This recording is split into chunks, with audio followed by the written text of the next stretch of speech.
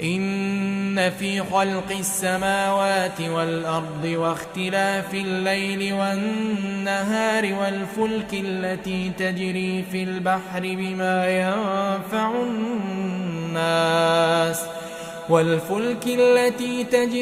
البحر بما ينفع الناس وما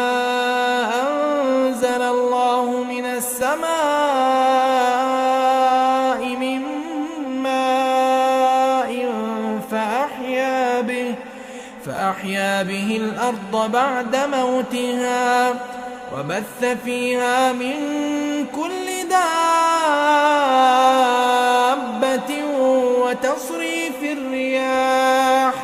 وتصريف الرياح والسحاب المسخر بين السماء والأرض لآيات